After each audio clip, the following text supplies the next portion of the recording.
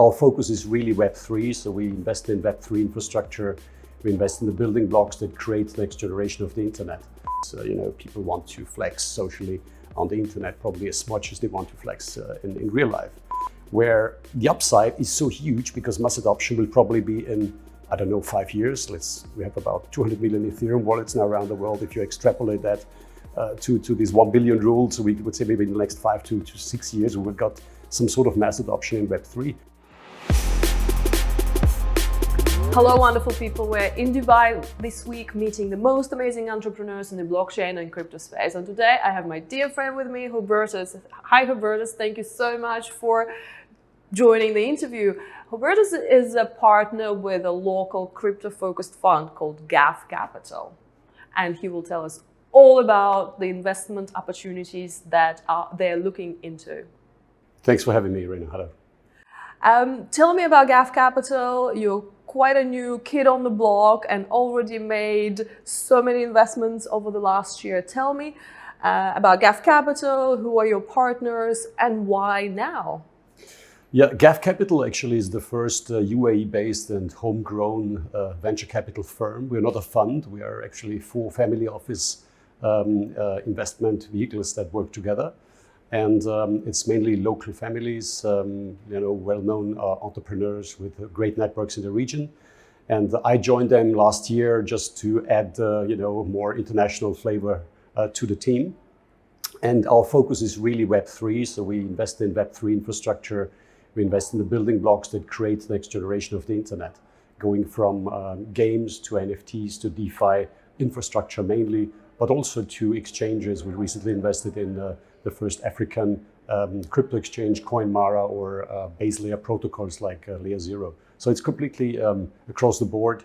And the goal is really to provide to the entrepreneurs we invest in some added value and some on-ramp into the UAE or, let's say, Middle Eastern ecosystem. And why is it important? Why do projects need on-ramp to the UAE or Middle Eastern ecosystem? The Middle East is a very important market in terms of demographics. It's a very young clientele. The average age is way lower than in many other parts of the world. And the adoption of mobile technologies and crypto in particular is higher than in other parts and faster in particular. So it's important to provide entrepreneurs access to these regions. But it's not only that, it's also the setting up of companies. I mean, we are very well connected to the infrastructures of free zones, for instance, and we can provide the companies this assistance and this help as well.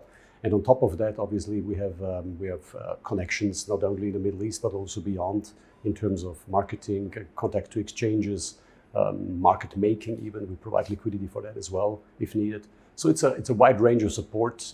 We become really, if you want, the UAE partners of our portfolio companies, which they appreciate. And I also think it's quite important to mention for everybody who's watching us, Middle East, if you include Turkey, is over 600 million people. It's a very young generation. Everybody is very well connected. Everybody has a mobile device. And the banking rates are less than 15% if you exclude Israel. So we have, I think it's a perfect storm for crypto adoption, for DeFi projects adoption, young population, very well connected, everybody has a smart device, and less than 15% of the population are banked. So do you think that's what attracts projects to come here, to get this user base, to get to our community? It could be, but I think, the projects we invest in, mainly they are international, so they are not focused only on the Middle East. I think that's an element, but on the flip side, you need to also consider the regulatory part. I mean, it's true what you say, that we have this huge opportunity, this gap between, unbanked on one hand and the huge adoption potential on the other. But at the same time, there's the regulator who wants to protect retail, and we need to see how this plays out. So that's not the main thesis, but it's obviously a very important ingredient. Are there any particular sectors of the quite large now crypto ecosystem that Ghaf Capital are looking at? There's a lot of excitement about GameFi, for example, at the moment. PlaytoEarn. Do you see that as a valuable segment to invest in, or do you think it's just a hype and it will all go away, just like so many hypes have came and gone? Well, I mean, if you think about it, what we're seeing here in Web3 is the evolution of the internet, really, right? So we have actually the next layer of the internet where creators, builders, and users basically own all part of the infrastructure. And PlaytoEarn is a great example for that. I remember when one of my first startups was in the classical free-to-play game space in the year 2000, and everybody was screaming in the old industry, oh, what is this free-to-play? How can this be a viable business model? Now it became mainstream, and now the same thing happens with PlaytoEarn. So a lot of the incumbents, the free-to-play companies, they are pretty annoyed about that because they don't want to give away some of their pie, obviously part of the pie which they own currently. So I think it has a lot of legs because it involves the users, same as the creators and the infrastructure providers. But on the other hand, we will see, if these are pure games focused on, creating token economics and creating hype around the coin, or if these are viable games that can also exist outside of the classical crypto sphere, if you want, as an individual game. Because most of the games that we see now in blockchain, the UX is still not great. Are there games out there that you want to give a shout out to, that you like, that you invested, that has a great UI, UX, and also a great game to play?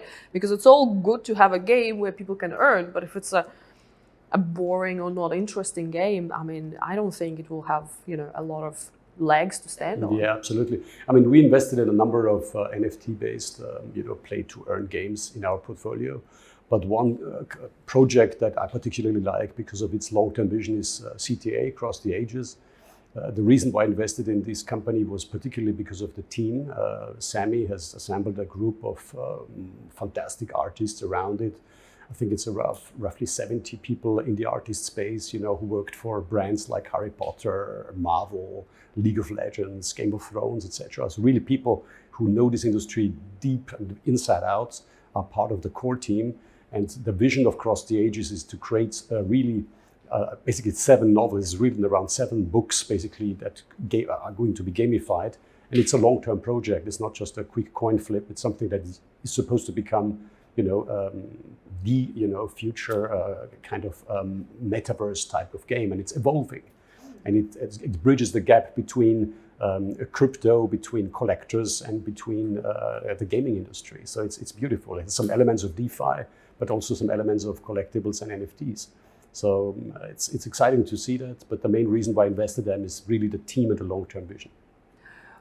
You mentioned Metaverse, and I think it's quite a logical way to take a gamified project to, right? So you have a large community of players, gamers, they come together, you can create leagues where people actually, partner up with other players, play against each other, and then you have to take it somewhere, right? You can't just say, okay, thank you very much, we've all played. And a lot of games are taking it to the Metaverse level, and there's something like 3 billion worth of land sales in the Metaverse happened recently. What do you think about this trend? Like, how do you think it's absolutely crazy and insane, or do you think it's logical and we all should get some Metaverse land? I think people spend more and more time on screen, right? So if you think about it, previously there was the competition, which gaming application competes against another one. Today it's really about competing for eyeballs and competing for screen time. So it's no wonder that the Metaverse has gained adoption because people want to flex socially on the internet probably as much as they want to flex in real life. And the Metaverse is an evolution of that. So honestly, I think it's in principle a good thing. If you think about it, we don't know what the Metaverse will be in 10 years. It's the same. If in the 1990s, somebody would have asked me, how is the internet going to look in 10 years? Nobody knows. But I think some of the building blocks that are currently being created will survive. Others will probably die out. This is very normal. And I think that the key will be that some of these metaverses, there will be some sort of interoperability between the metaverses has to exist, because otherwise it will become tricky, to miss out and to focus on one particular game. So for instance, some digital avatar standard, for instance, right, where you can take your character, create it, take it, and move it around in various forms in the metaverses. I think this is something which probably we want to see not probably the near future, but in the more distant future. But for now, it's very siloed. And on top of it, there's the conversation between the Facebook metaverse, which they want to create, right, which is more around centralized with the goal of creating data and revenues for them, for a tech company, versus the decentralized metaverse where people own part of the infrastructure. So, and how you think that will work out for Facebook? Because just a couple of days ago, they announced that they're shutting down Diem or Libra, what it was called before. So that did not work. The cryptocurrency did not work for them because they're centralized. There's a centralized point of attack by the regulators. How will the metaverse, do you think the metaverse will work for them? Because people chose Bitcoin, a decentralized coin, over some centralized Facebook coin. Yeah, I think by jumping into cryptocurrency, Facebook made a very bold move. And honestly, I don't think it was a very well thought through project, because when you're touching currency, you're automatically touching regulation. This is not the case in a metaverse, which is less regulated environments. I think they have more chances to succeed.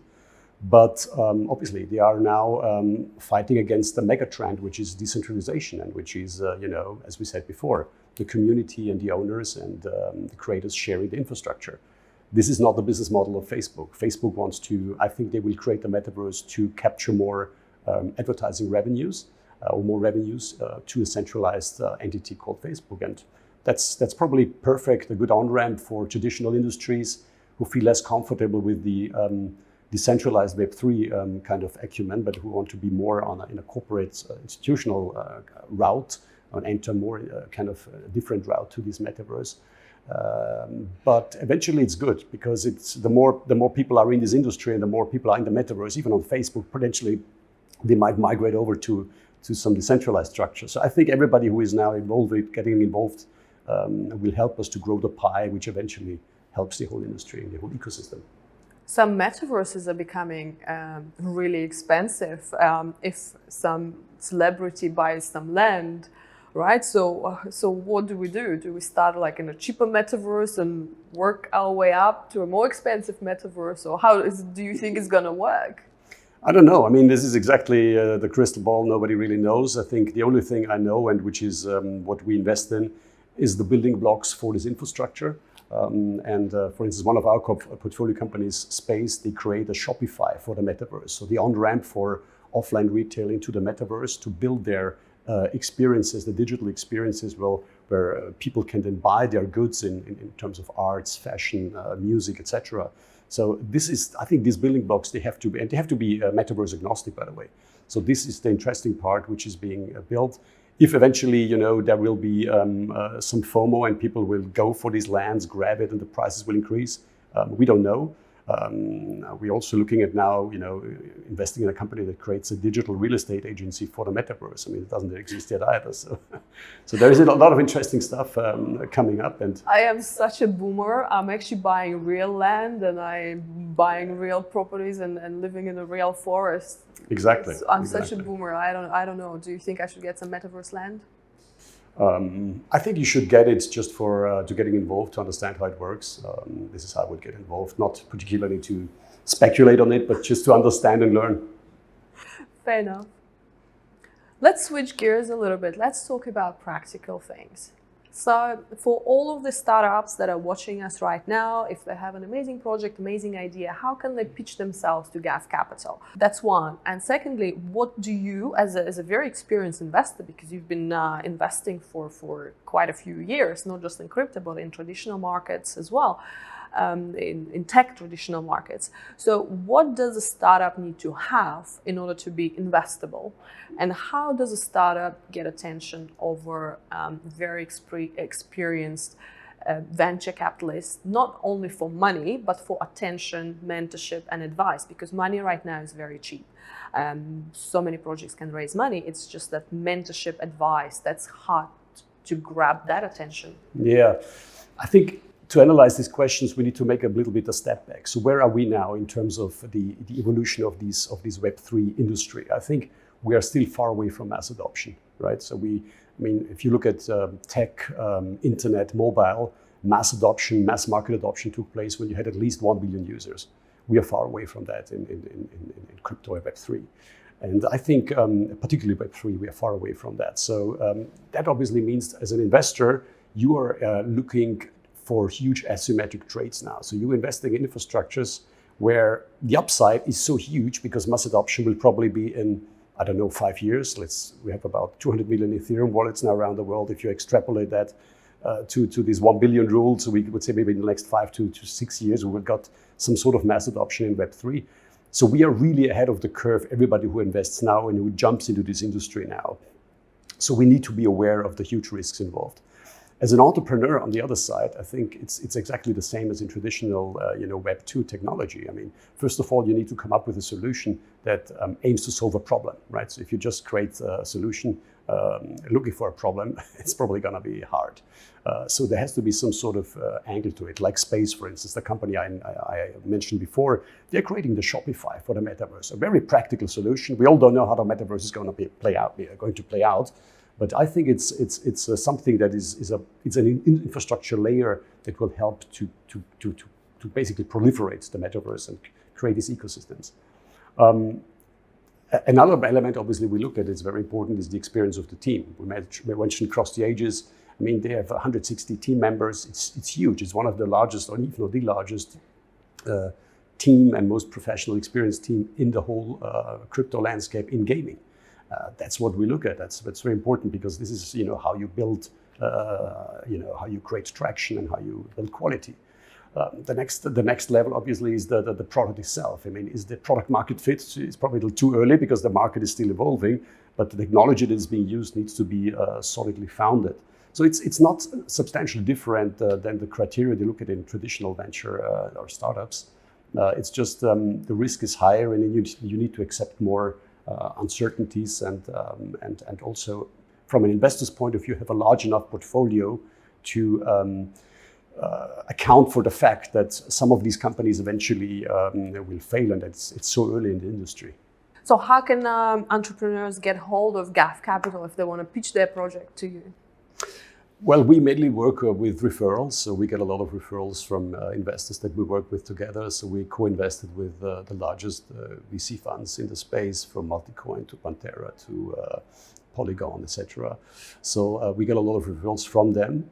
But if somebody wants to reach out, www.Ghaf Capital AE, we have a website outlining exactly our thesis, what we're looking for, outlining how we can support the startups beyond capital, because that's very important. So as we said before, we want to become the partners, so to speak, of these startups in the region to help them to get a foothold, to have some sort of flag in the territory of the UAE particularly. And they can reach out to us. We have a team which is now growing and we are happy to look at it. Really great, very useful information. Thank you so much for coming over and thank you for dedicating your time to tell us about Ghaf Capital and of course Across the Ages, the project you're mostly excited about and I'm mostly excited about. Thank you so much and we'll see you at the AIBC from the 20th of March to the 23rd. I look forward to meeting Ghaf Capital in full force and all of your portfolio companies. Thank you, Irina.